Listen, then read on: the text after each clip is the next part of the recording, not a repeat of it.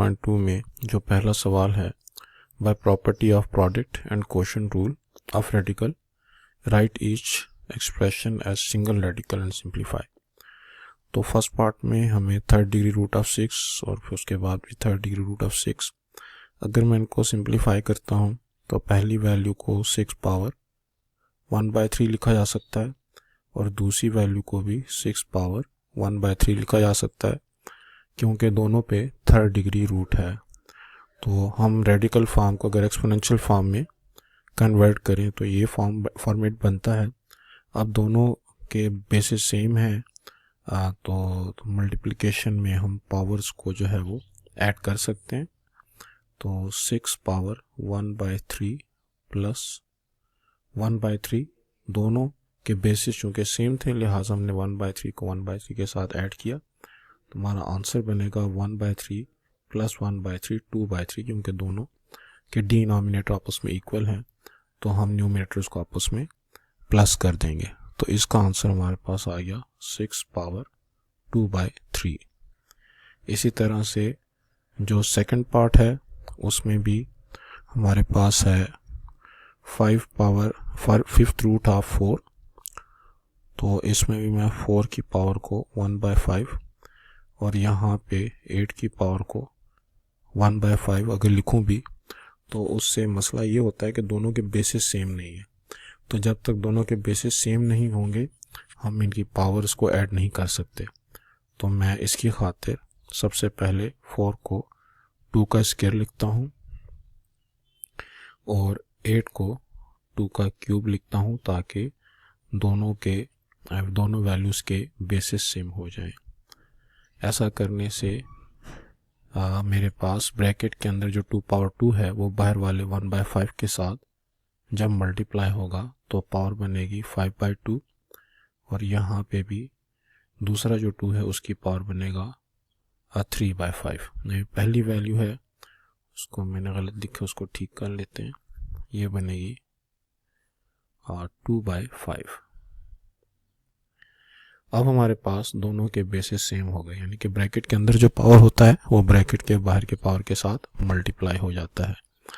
तो इससे जो दोनों के बेसिस अब सेम हो गए तो अब मैं दोनों की पावर को ऐड कर सकता हूँ, यानी कि 2 रेज़ पावर 2/5 प्लस 3/5। इसको हम लिख सकते हैं 2/5 प्लस 3/5। तो ये मेरे पास बनेगा 5/5 और 5 और 5 एक दूसरे को काट देंगे, लिहाजा आंसर जो हमारा सिर्फ 2 रह जाएगा।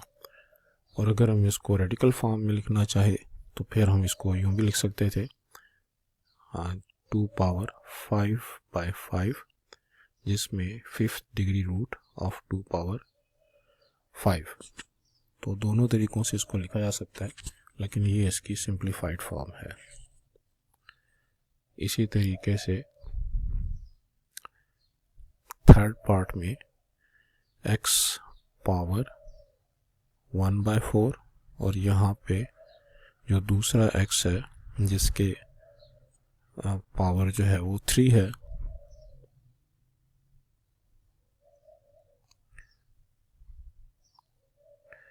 तो इस x का पावर जो है हमारे पास 3/4 हो जाएगा। जब 4 इसका पावर बनेगा तो अब मैं इसमें अगर दोनों के बेसिस सेम हो चुके हैं तो मैं इन दोनों की पावर को ऐड कर सकता हूँ, यानी कि 1/4 प्लस 3/4, जिससे कि आंसर आएगा x पावर 4/4।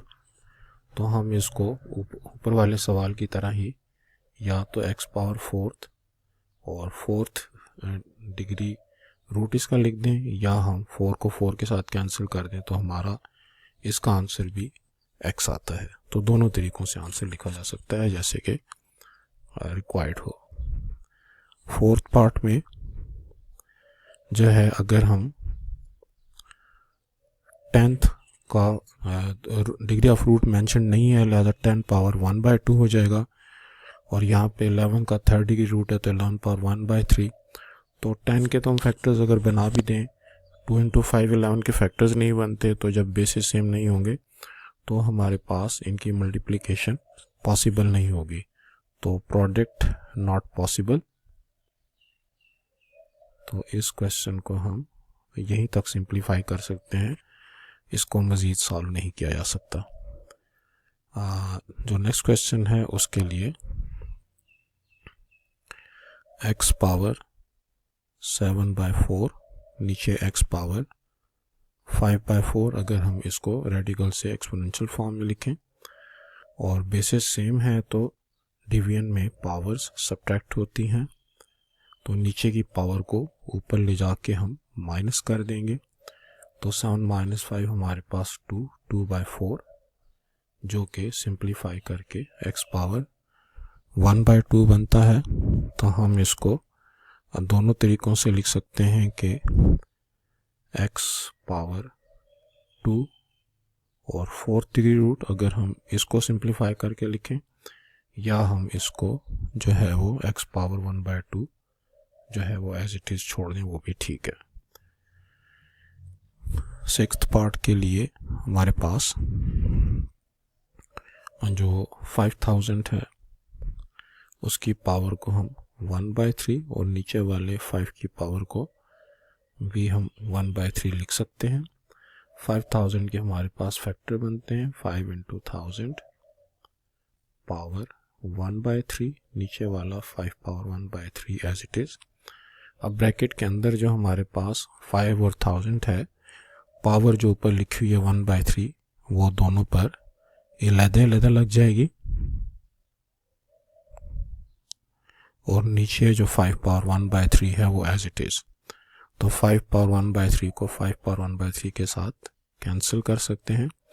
1000 को हम 10 पावर 3 लिख सकते हैं, और 10 पावर 3 ऊपर वाले 1/3 के साथ जब कैंसिल होगा, क्योंकि पावर टू पावर मल्टीप्लाई होती है, तो हमारे पास आंसर में सिर्फ 10 रह जाएगा, जो कि इस केस में हमारा आंसर है। और अगर हम इसको रेडिकल फॉर्म में लिखना चाहते हैं तो फिर हम इसको 10 पावर 3 को लिख सकते हैं 1000 पावर 1/3, जो कि 3rd डिग्री रूट ऑफ 1000 बन सकता है, लेकिन ये जो 10 आंसर है ये ज़्यादा बेहतर है।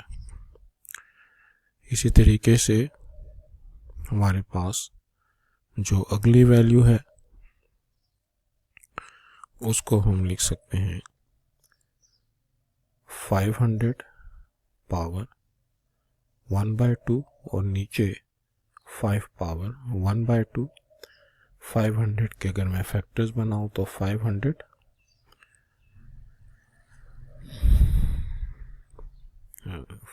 जो 5 × 100 पावर 1/2, नीचे वाला 5 पावर 1/2 एज इट इज़, तो 5 पावर 1/2 मल्टीप्लाइड बाय 100 पावर 1/2,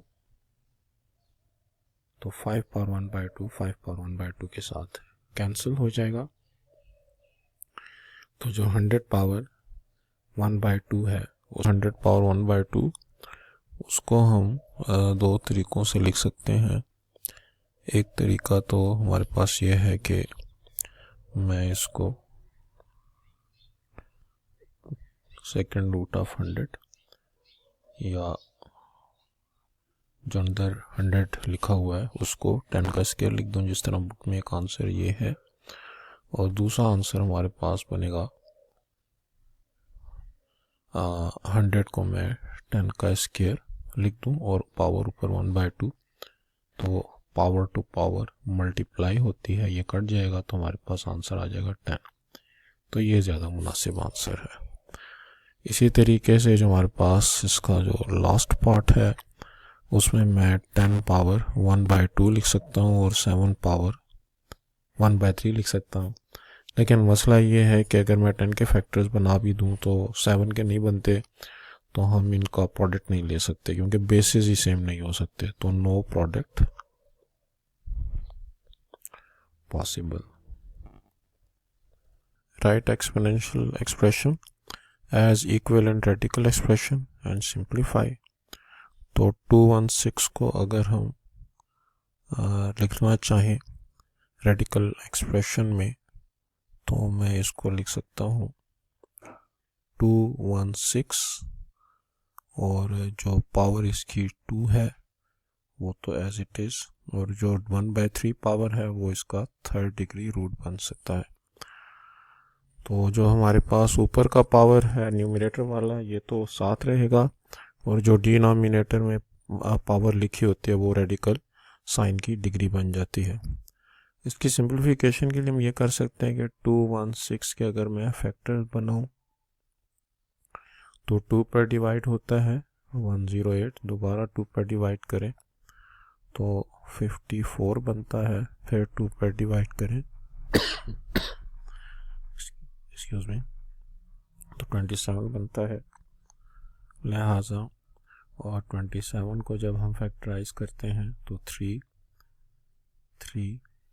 और 3, लिहाजा हम इसको लिख सकते हैं 216 जो है वो 2 पावर 3 और 27 को 3 पावर 3, और इसमें जो हमारे पास पावर है 2/3 वो एज इट इज़। तो ये तो इसका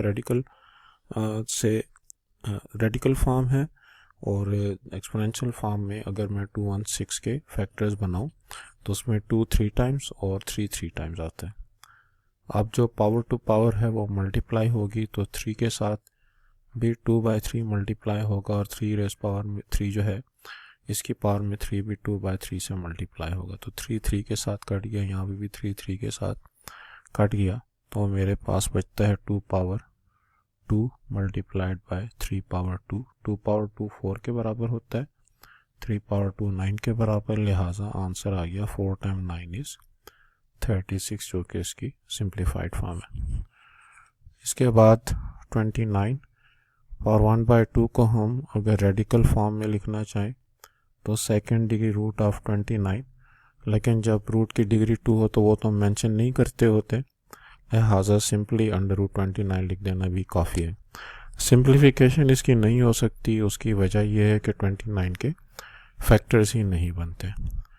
1/32 को अगर मैं लिखना चाहूँ पावर 1/5 को रेडिकल फॉर्म में तो 1/32 का 5th डिग्री रूट, जो डिनोमिनेटर है पावर में फ्रैक्शन का, वो जो है वो डिग्री ऑफ रूट बन जाता है। अलबत्ता सिंप्लीफाई करने की खातिर हम ये कर सकते हैं कि 32 के फैक्टर्स बना दें, तो 2 16, फिर 2 8, 2 4, 2 2, 2 1। तो इसमें हमारे पास जो 1/32 है उसको मैं लिख सकता हूँ 1/2 पावर 5 होल पावर 1/5।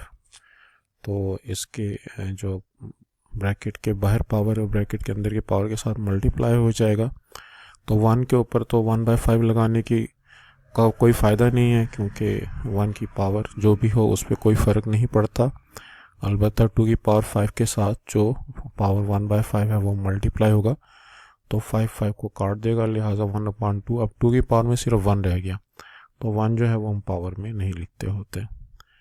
इसी तरह से 216 पावर -2/3, तो इसमें रेडिकल फॉर्म से जब एक्सपोनेंशियल फॉर्म से रेडिकल फॉर्म में लिखता हूँ तो 216 पावर -2 एज इट इज़, और जो डिनोमिनेटर में 3 है वो डिग्री ऑफ रूट बन जाएगा।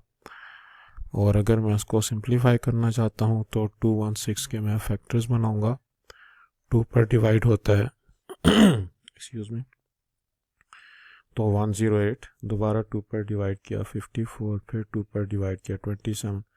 तो 27 को जैसे भी हमने पीछे फैक्टराइज किया था 3933, तो यहाँ पे भी मैं इसको लिख सकता हूँ 2 पावर 3 मल्टीप्लाइड बाय 3 पावर 3, और पावर में जो -2/3 है तो उसको हम इस फॉर्मेट में लिख सकते हैं। अब जो ब्रैकेट के बाहर पावर है और ब्रैकेट के अंदर पावर है उनको हम आपस में मल्टीप्लाई कर सकते हैं, तो 3 को काट देगा, यहाँ पे भी 3 को काट देगा, तो 2 पावर -2 और 3 पावर -2। अब ये जो दोनों पावर में -2 हैं इनको हम सिंगल के तौर पे भी लिख सकते हैं, लेकिन अगर नेगेटिव साइन को हम ख़त्म करना चाहते हैं तो उसका तरीका ये होगा कि मैं दोनों जो 2 और 3 हैं उनको नीचे लेकर आऊँ तो इनकी पावर जो है वो पॉजिटिव हो जाएगी। तो 2 पावर 2 4 के बराबर और 3 पावर 2 9 के बराबर, जिससे आंसर आ गया 4 टाइम 9 इज़ 36। तो 1/36 जो है ये हमारा आंसर हो गया। फिफ्थ पार्ट के लिए भी जो 1000 पावर 1/3 है, तो 1000 का 3rd डिग्री रूट, जो डिनोमिनेटर में 3 है पावर का, वो डिग्री ऑफ रूट बन जाएगा। सिंप्लीफाई करने की खातिर 1000 को हम लिख सकते हैं 10 पावर 3, क्योंकि इसमें 10 3 टाइम्स मल्टीप्लाई हो रहा है, तो इसके सिंप्लीफिकेशन में मैं इसको 10 पावर 3 होल पावर 1/3 लिख सकता हूँ। अब पावर टू पावर जो है वो मल्टीप्लाई होगा, तो 3 और 1/3 एक दूसरे को कैंसिल कर देंगे, लिहाजा 10 पावर 1 और पावर में 1 नहीं लिखते होते, तो ये हमारा आंसर आ जाएगा। इसी तरह से 39 को की पावर -1/2 है, इसको पावर को पॉजिटिव बनाने की खातिर न्यूमरेटर और डिनोमिनेटर को हम एक दूसरे के साथ चेंज कर सकते हैं, यानी कि 1 अगर नीचे आ जाए 39 ऊपर आ जाए तो जो पावर में -1/2 और +1/2 हो जाएगा। अब रेडिकल फॉर्म में मैं इसको 39 का square root, degree of root 2 हो तो उसको मेंशन नहीं करते होते, तो ये इसका जो है वो रेडिकल फॉर्म हो गया। सिंप्लीफिकेशन इसकी इसलिए नहीं हो सकती कि 39 के फैक्टर्स ही नहीं बनते। क्वेश्चन नंबर 3 में है, right radical expression in the exponential expression and simplify if possible.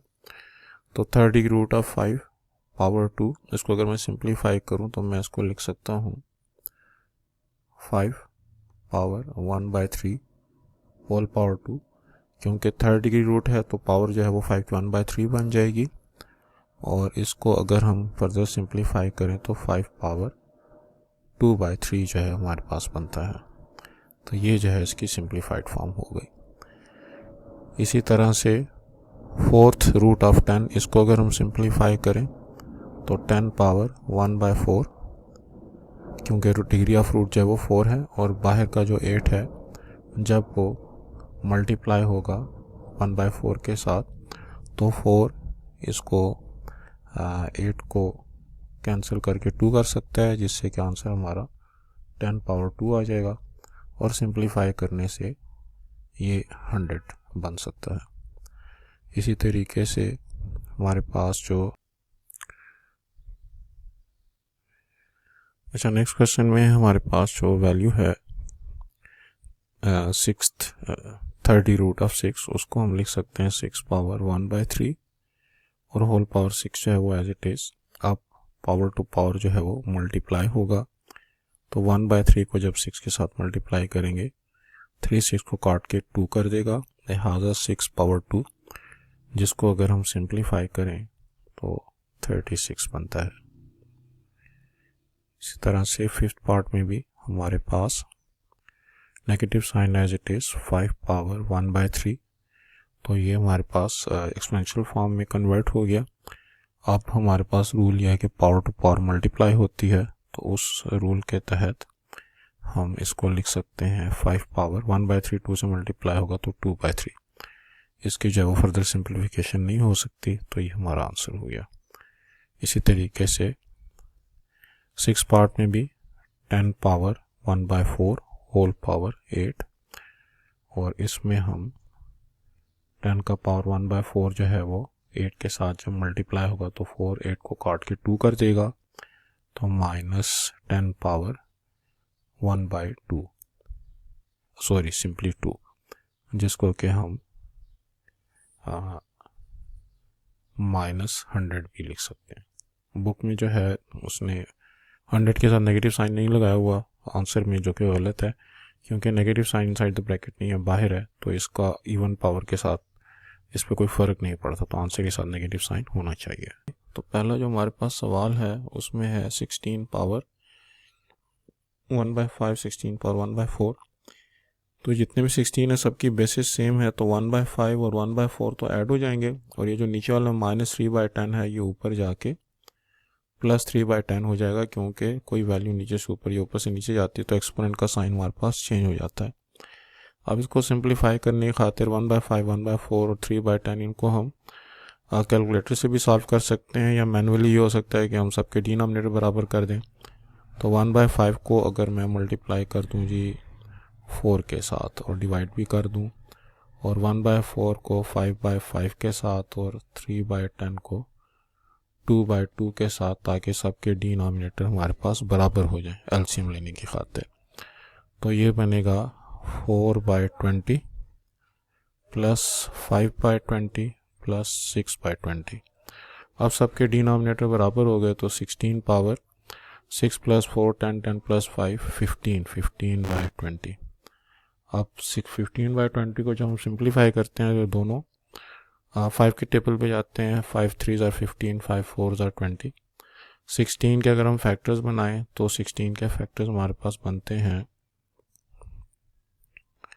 2 8 फिर 2 4 2 2, तो हमारे पास 16 में 2 4 टाइम्स आ रहा है।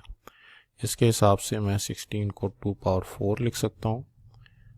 अब हमारे पास रूल यह है कि पावर टू पावर मल्टीप्लाई होती है, तो 4 मल्टीप्लाइड बाय 3/4, 4 4 के साथ कैंसिल हो जाएगा। 2 पावर 3, जो कि हमारे पास आंसर जो है वो 8 आ जाएगा। इसी तरीके से सेकंड पार्ट के लिए 7 पावर -1/3 जब अंदर मल्टीप्लाई होगा तो -1/3 और 5/3, ये दोनों पावर्स इकट्ठी हो जाएंगी। इसी तरह से 7 पावर -1/3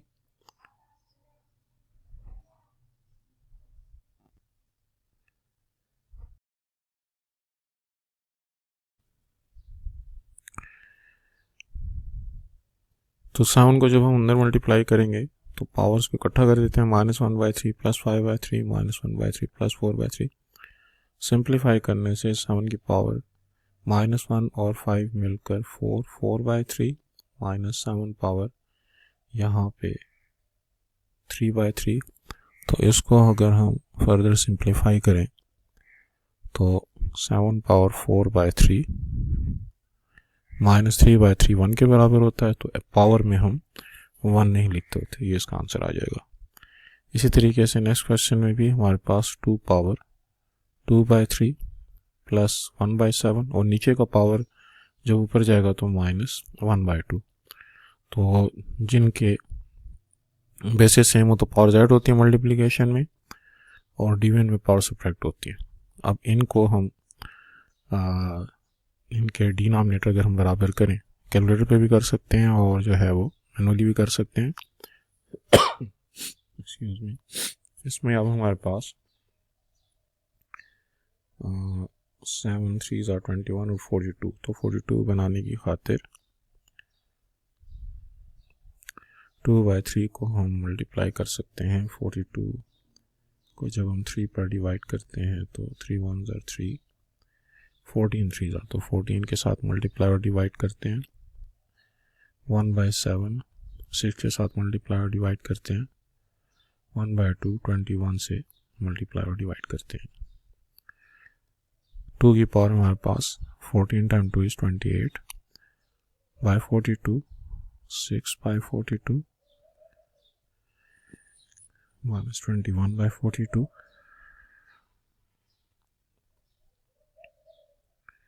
42 एलसीएम हो गया 28 प्लस 6 माइनस 21, तो इससे हमारा आंसर बनेगा 2 पावर, और 28 प्लस 6 जो है वो 34। इसमें से अगर हम 21 को माइनस करें तो 4 माइनस 1 3, 13, तो 13 बाई 42 जो है ये इसकी सिंप्लीफाइड फॉर्म है। फोर्थ पार्ट में भी 3 पावर -1/2 प्लस 1/2, और बल्कि इस 3 पावर 1/2 को तो यहीं पे इस 3 पावर 1/2 के साथ कैंसिल किया जा सकता है, तो हमारे पास 3 की पावर में सिर्फ -1/2 रह गया, और इस 3 पावर -1/2 को हम अगर सिंप्लीफाई करें तो 1/3 पावर 1/2 पावर को पॉजिटिव करने की खातिर, और 3 पावर 1/2 को हम √3 लिख सकते हैं। इसी तरीके से नेक्स्ट क्वेश्चन में 36, इसको हम 6 का स्क्वायर लिख सकते हैं, और उसके अलावा 6 जो है उसको पावर 1/2, यहाँ पे भी पावर 1/2, और नीचे जो हमारे पास 8 पावर 1/2 है उसको अगर हम सिंप्लीफाई करें तो 2 पावर 3 पावर 1/2, 27 को अगर हम सिंप्लीफाई करें तो 3 पावर 3 पावर 1/2 और होल पावर 3, तो 6 पावर 2 होल पावर 1/2, ये 2 इस 2 के साथ कट जाएगा, तो 6 पावर 1 और 6 पावर 1/2, नीचे हमारे पास 2 power 3/2 multiplied by 3 power 3/2 whole power 3। अब हमारे पास 6 पावर 1 मल्टीप्लाइड बाय 6 पावर 1/2, नीचे चूंकि हमारे पास दोनों का पावर सेम है 2 और 3 का, तो मैं इसको 2 मल्टीप्लाइड बाय 3 पावर 3/2 लिख सकता हूँ, होल पावर 3, तो 6 पावर 1 मल्टीप्लाइड बाय 6 पावर 1/2, और 3 and 2 is 6 power 3/2 whole power 1/3 whole power 3। तो यहाँ पे 6 पावर 1 प्लस 1/2 और नीचे वाला 3/2 ऊपर जाएगा तो -3/2 होल पावर 3।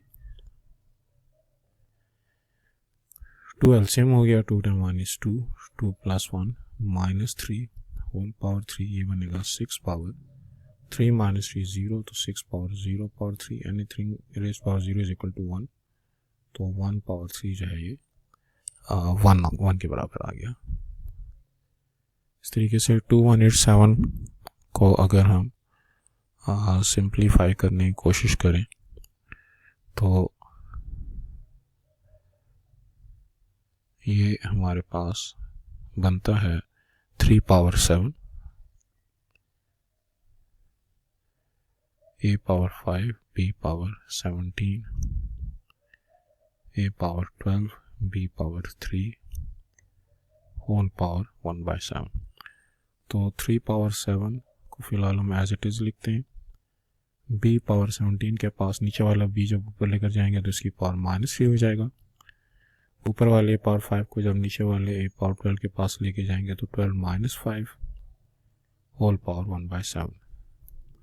सिंप्लीफाई करने से 3 power 7, b power 17 - 3 14, a power 12 - 5 जाए 7, पावर टू पावर मल्टीप्लाई होती है तो 7 × 1/7, b पावर 14 × 1/7, 7 मल्टीप्लाइड 1/7, तो हमारे पास 3 पावर 1 रह गया जो कि नहीं लिखते होते, b पावर 2 और नीचे a एज इट इज, तो 3b²/a। इसी तरीके से जो इस क्वेश्चन का लास्ट पार्ट है, a3b3 whole power 1/4, b3c3 whole power 1/4 और c3a3 होल पावर 1/4। तो चूंकि सबकी पावर में 1/4 है तो हम इसको एज सिंगल पावर लिख सकते हैं, a3/b3, b3/c3, c3/a3 whole power 1/4, c3 से कैंसिल, a3 से कैंसिल, b3 से कैंसिल, तो 1 पावर 1/4, तो आंसर हमारे पास आ गया 1। एक खातिर अगर हम इसकी लेफ्ट हैंड साइड को वर्कआउट करें, xp -q हो जाएगा, नीचे का वैल्यू x पावर q जब ऊपर जाएगा तो x power p -q, p + q power में एज इट इज़, इसी तरह से y power q Y power Q minus R हो जाएगा, और पावर में जो क्यू प्लस आर है वो एज इट इज़। इसी तरह से z power R minus P हो जाएगा, और पावर में जो आर प्लस पी है वो एज इट इज़, और x power Q square, y power R square और z पावर पी स्क्वायर ये एज इट इज़। तो इससे बनेगा x power P square minus Q square, power two power multiply हो रही है, Q minus R Q plus R से multiply होगा तो Q square minus R square. इसी तरह से z की power R square minus P square, और x की पावर में क्यू स्क्वायर, y की पावर में आर स्क्वायर और z की पावर में पी स्क्वायर। इसी तरीके से अब हमारे पास जो सेम बेसिस वाली वैल्यूज़ हैं, P square minus Q square plus Q square, इनके सेम बेसिस हैं तो इनके पावर्स को इकट्ठा कर देते हैं। इसी तरह से y की पावर में भी Q square minus R square plus R square, और z की पावर में भी R square minus P square plus P square. तो माइनस पी स्क्वायर और plus P square cancel, minus R square plus R square cancel, minus Q square plus Q square cancel. तो x की power में P square बचा, y की power में Q square बचा और z की पावर में आर स्क्वायर बचा, जो कि हमारी राइट हैंड साइड है।